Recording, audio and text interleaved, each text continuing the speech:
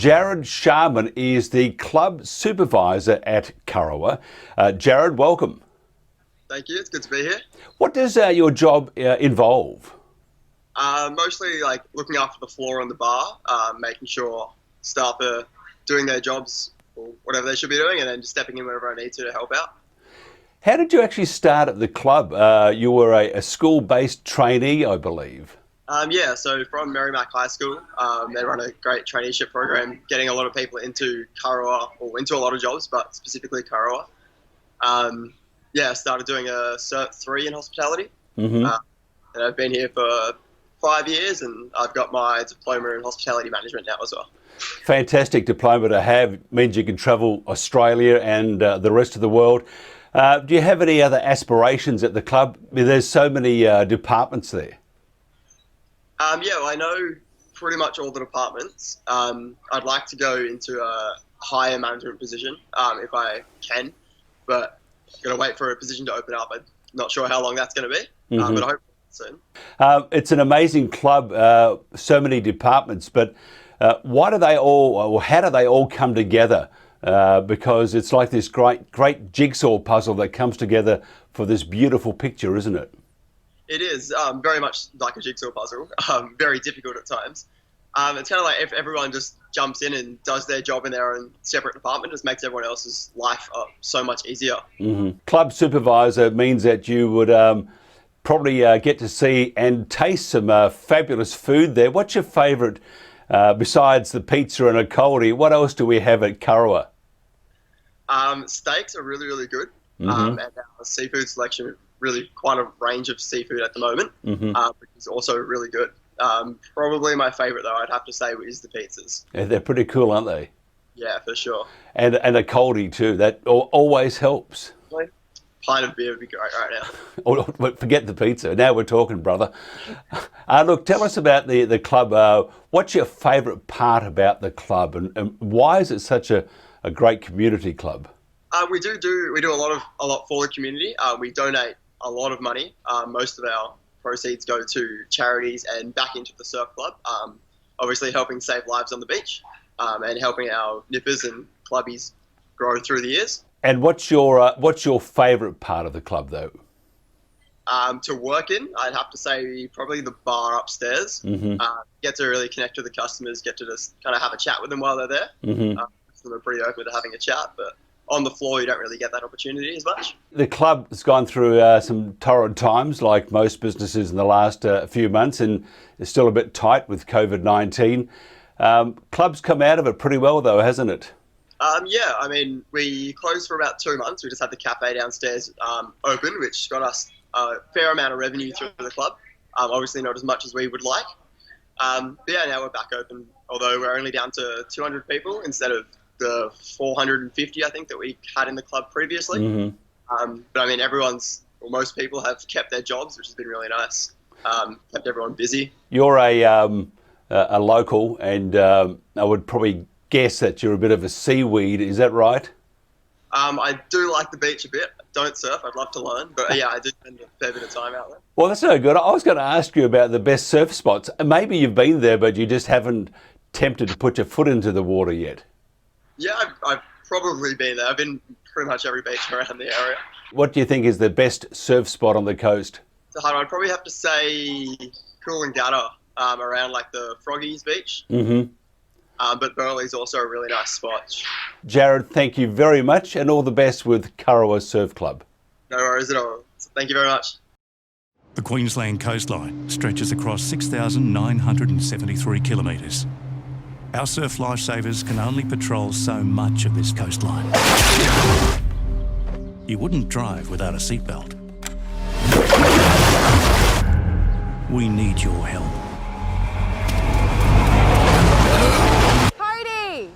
Don't become another drowning statistic. Always swim between the red and yellow flags. Welcome back to Kurrawa TV. With me right now in the dungeon of Kurrawa is Bonnie Hancock. Bonnie, how's it in the dungeon? It may be a dungeon, but I tell you, there's so much space down here for craft storage, so we love it. We've even got a gym down here, and You can see behind me all the rescue boards. On the other side, we've got our racing boards, skis, we've got paddles. It's actually a bit of a playground down here. I love it. It's got a lot of history down there too, even though it's a new building. It's amazing sometimes the pics you see, the paintings and the old things, including some of the staff. So it's pretty amazing. Oh, absolutely. Some of them are a bit like furniture around here, but I love it. I'm always wandering around the club and finding out new things, whether it's, looking the other day, we saw the surf girls in the past, back a couple of decades ago, and, all the photos of, I guess some of the first surf lifesavers, and there's so much history at this club. I think it's what makes it really special. I mean, the club hosted the Australian Championships for so many years, and I guess I grew up watching all of the racing being held here, and I just love the club, and there's so much to it other than just the racing side as well. Now you're the queen of the little people, the nippers. Tell us what your job is as nipper coach. Yeah, absolutely. So I'm the assistant nipper coach. We've got our head coach in Paul Wotherspoon.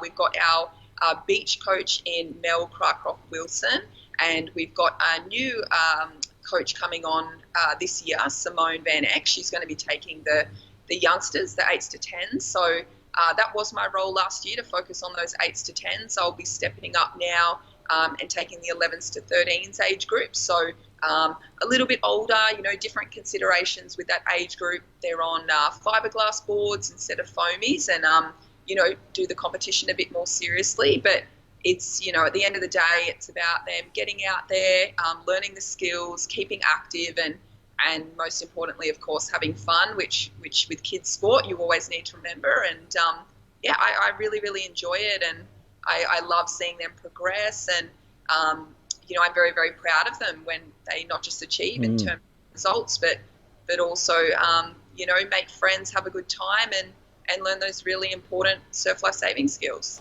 Go through the process of being a nipper. It's over a couple of years, and hopefully it goes to something else after that. Is it all fun, or is there a lot of education involved? Yeah, I mean, a bit of both. I'd be lying if I said there weren't challenges. Often a kid who's just learning might go out there and get dumped by a wave and have a bit of a scary experience, but that makes it more rewarding when you see them get back out there the next time and learn to conquer the surf. And not that we ever truly master the surf. It's, we always have a healthy respect for it, but I think you need to teach them in a way that's really fun, and make sure they're enjoying it. And, if there is that fear, just work with them on strategies to sort of overcome it. And yeah, I tell you, there's nothing more rewarding than seeing a kid overcome that bit of fear, make it out the back for their first time, and, learn to perform a rescue as well. So you need to make the environment very comfortable, and make sure you've got good open communication. And I think that's really important as a coach as well, the communication lines between the kids and the parents as well. What's some of the challenges being a nipper coach? I would imagine there's been a few tears from some of your students at times. Absolutely. I think, blue bottles are one of the biggest challenges in summer, and oh my goodness, I can tell you they hurt a lot. So when a kid gets their first sting, that's always a bit of a traumatic experience for them. But big surf at the end of the day, being here on the Gold Coast, we've got open, exposed beaches. I mean, Kurrawa's known for, being tricky in terms of its surf conditions. So that would be sort of the biggest challenge is, teaching the kids those skills in theory, but then applying them in a practical sense. But the kids who grow up here and learn their surf skills at Kurrawa Beach have some of the best skills in Australia, I believe, and it puts them in a very good position in terms of competition, as well as, what they're trained to do, which is saving lives, and being on patrol. We can feel, very comfortable that we've got such strong patrol teams who are ready to act no matter what happens, because they're taught from a young age how to deal with all sorts of conditions. Being a senior athlete yourself, and just about has achieved, I would think, most of your goals in life, the difference between a senior athlete and those that aren't that much of an athlete but are part of the club. What's the training? What's the mindset? Yeah, absolutely. I mean, to be 30 and still doing it and still getting along to training twice a day, I've got to either be a bit crazy or love it, I guess. But I mean, from a young age, I started surf lifesaving, about the age of 5, and started pool swimming around the age of 10. So, I mean, I've always trained, very hard and had quite a big workload in terms of training from a young age. That's kind of made it a lot easier for me. I guess I've kind of always known the work and the training that it does take to achieve your goals. I think that it's okay if you just want to train and have fun and kind of do it for enjoyment. You've just sort of got to be aware that you may not be competitive on the level, because we've got to remember we're racing against elite athletes who train 2-3 times a day. So my biggest challenge is juggling my job as a dietitian and a coach and trying to fit training in around that. So I generally train twice a day. It's a mix of swimming, sessions in the pool, ski training out in the surf, so on our surf skis, gym and running. So they're sort of the 4 key things for me. Back, probably 5 years ago, I retired from Ironwoman racing. I was in the Nutrigrain series for that. You, with that, have to add the board element as well. So with work, it probably just got a bit too much for me to do all of the disciplines required for the Ironwoman series. So I'm very happy now with my swimming and ski paddling, and it's a very heavy training load, but probably just under that of an Ironman, Ironwoman. What's your greatest achievement, or in brackets, the hardest achievement that you've done? Yeah, so in terms of you've got your short course racing and your long course racing, and I sort of consider myself more of a sprinter. So for me, to have podiumed in the Coolangatta Gold, I got a bronze medal in the Coolangatta Gold about 5-6 years ago. That is probably what I consider the biggest career achievement, because the training involved in that event is just enormous. I don't love running, and that event has about a 10-kilometre run at the end of it. So to have done that event and have made the podium, that's something I always come back to, probably as being something I'm the most proud of. Australian gold medals in short course events absolutely have been a highlight. But I think that Coolangatta Gold, I really don't know if there's a tougher event out there in surf sports. And I told myself if I ever podiumed, I'd never do it again. And I've stuck to that. I've never done it again since. Maybe because you're only 30, although you're thinking that's over the hill, let me tell you, you've got a long way to go yet. I have to ask you a very serious question. Who was the best in your family? Oh, that is a serious question. Well, being one of 4 girls and growing up in the beautiful little town of Sawtell, which is in Coffs Harbour, about 4 hours south, my sisters and I were so competitive. So a lot of people don't know, but my elder sister was an elite cross-country runner competing on a national level. My little sister did very well in swimming and surf lifesaving, but it was myself and my sister Courtney who moved up here when we were 17, 18, moved up to the Gold Coast to compete in the professional Ironwoman series.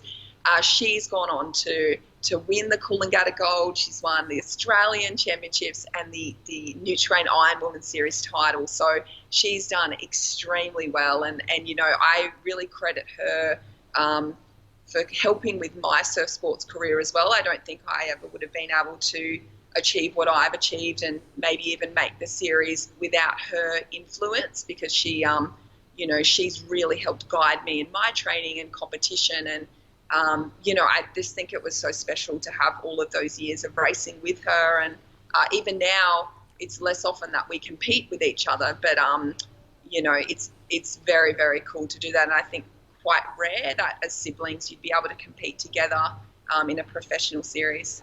You have a fabulous job and you're at a fabulous club. Tell us what makes your job fabulous and what makes the club fabulous. It's the people that make this club so special. So we've just got such a rich history. in surf sports and in life-saving, as I said, the Australian Championships being held here for so many years, it's not just a fluke, it's because the club does such an amazing job at hosting these events. I think we're very lucky to have an amazing supporters club as well. There's a lot of people who come to Kurrawa on a regular basis and might not compete or train or patrol the beach, but they love being around the environment, because you walk into this place and, you get smiles everywhere you go, you get a supportive word and encouragement. And I think no matter what your own goals are, there's a place for everyone here. It's very inclusive. Perhaps some sporting environments may be, purely competitive, or you may find certain clubs might, be very friendly and not have that opportunity for the elite. So I think you can find something here no matter what your goals are. And I absolutely love being in that environment. And for me, being able to give back to the sport and kind of help the juniors who are coming through, that's just so rewarding at the end of the day. So I feel very, very lucky to have had the experiences that I've had. And, a lot of those have been presented to me through Kurrawa Surf Club. Now, the final question, because we have asked everybody so far their favourite dish upstairs, not the staff there. I'm talking about the actual food. What sort of got your attention up there? So I actually used to work upstairs at the Supporters Club for about a year and a half, 2 years or so, when I was just out of uni and trying to sort of pin down a full-time dietitian job. This answer is probably, not in line with what we would teach as a dietitian, but I do have to say the Kurrawa burger. So it's my absolute favourite. I remember serving it to customers and just being so jealous and drooling over it on my shift. So actually the other week when I went up and had lunch, it was just a no-brainer, the Kurrawa burger, the big beef patty. Oh, yum. Called salad on that, so can't go wrong. It sounds delicious. Have you tried the pizzas yet? Oh, I haven't been up there. That's definitely on my to-do list. I know. I think I'm missing out there. I love nothing more than a wood-fired pizza. So I'll have to see how it compares with the Kurrawa burger. Fantastic chatting with you. All the best, and we'll be seeing you around the club too. Thank you very much. Thanks so much. Stay safe. Take care. Australia, it's been a while since we've seen you. You've been stuck at home all this time. So we reckon you deserve a holiday. You deserve to stretch your legs. You deserve a little sun and fun. You deserve some chill time. A bit of thrill time. A bit of you time. Australia, you deserve to play through. You deserve a long lunch. You deserve a sleep in. You deserve to hang out. Woo! You deserve a drink. Or two. Australia, you deserve some playtime.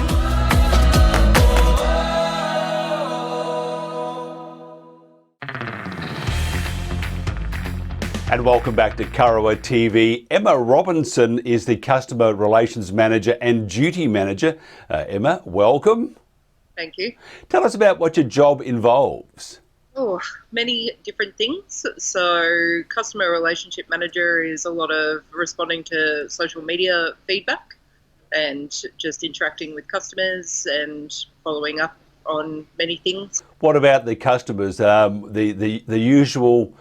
I won't say grizzle, the usual concern. What's the most common thread? Oh, there's many different things, to be honest with you.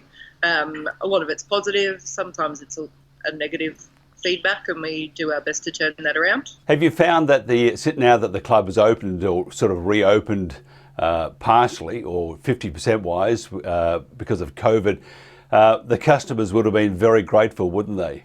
Oh, absolutely. The feedback's been amazing since we've been open again. Everyone's just happy to be out and about, I think. It's a fantastic place just to enjoy the day, watch the waves, have a cold beer.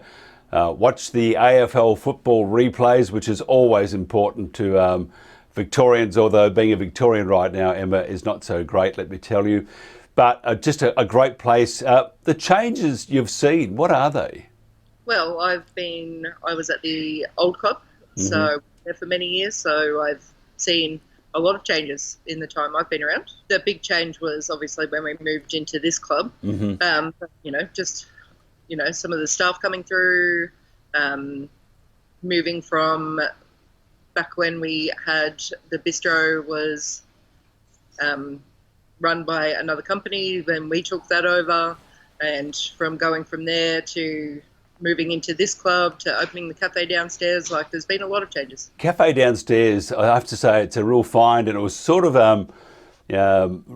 kept the club together at one stage, because all you could do was get a coffee or a magnificent bacon and egg roll, which were just fantastically delicious. I can vouch for that. The coffee was always good.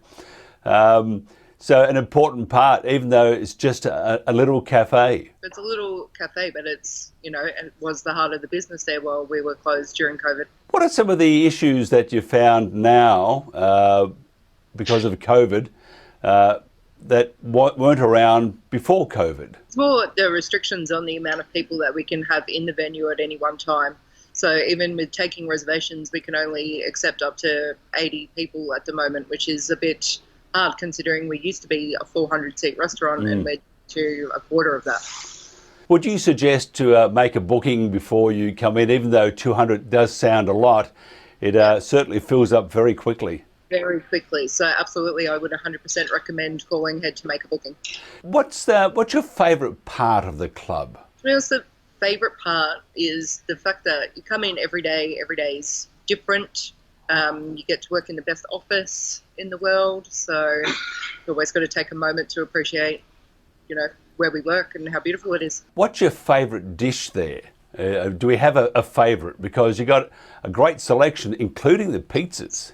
A huge selection. So with the new pizzas coming on board, but I still can't go past the good old classic seafood grill. Living the dream, as they would say. Emma, thank you very much for your time. Have a great day, and thank you very much. No worries.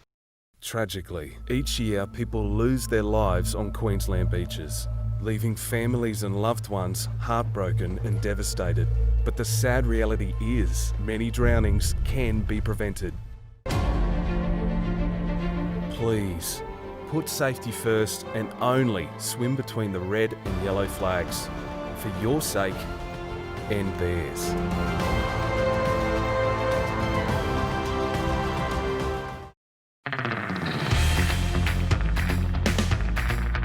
And welcome back to Kurrawa TV. Mike Ryan here, and Paul Crow is a board member with Kurrawa Surf Club. Paul, welcome. Yeah, thank you, Mike. Good to be here. Look, while technically at arm's length, how involved are board members with the club day to day with their activities? Most board members participate with the members all the time, whether through patrolling. Some compete, some coach. It's an ongoing day-to-day involvement. There's certainly no great separation between the two. The Gold Coast has got so many surf clubs up and down the coast. What's Kurrawa's strengths? Well, I think first and foremost it's the culture here. I know it's overused, but there's a lot of camaraderie. And Kurrawa buys into the general surf lifesaving culture, and that's mateship, helping out, volunteering. I know most clubs get involved in that, but you look at our location here, you look at our clubhouse, and the members that we have here. I think it's a standout. Members that's the lifeblood of the club. So many clubs, as I mentioned, up and down the coast. Do you have your own turf, or do you sort of encourage people to become members at many clubs? It's always extremely inexpensive. Yeah, absolutely. Well, first and foremost, you want the surf lifesaving movement to grow and be strong. And that can only happen when every club within the movement is strong. So, look, if someone came to me looking to join a club, certainly I'd encourage them to join Kurrawa. I think there's a lot to offer here. But if work or circumstances didn't allow that, I'd be more than happy to encourage them to join another club. Just get involved. Tell us about the strengths of the surf life-saving clubs or the movement up and down the coast and some of the changes that you've seen. Well, I think the strengths are the training and the education, and from a personal perspective, the volunteering. I mean, volunteering, you're giving to the community, but you're getting a lot more out of it yourself. And I think that improves people in their own way. So that to me is the strength. The changes, I suppose the biggest change I've seen, I mean, the movement itself changes organically as does society and probably in line with society. But the biggest structural change that I ever saw was around the 1980s when women were admitted to the movement. The numbers blew out almost overnight as women were allowed to join surf lifesaving clubs. What about other movements, so other changes with surf lifesaving, such as competition? Well, I'm probably not the best person these days to speak about competition, but I think with surf clubs now, it's the level of coaching that our competitors have access to and the quality of that coaching. The equipment has changed over, the decades. There's so much more streamlined. We're now racing IRBs with powerful motors. So everything's changing, everything's evolving with the betterment of equipment and personnel.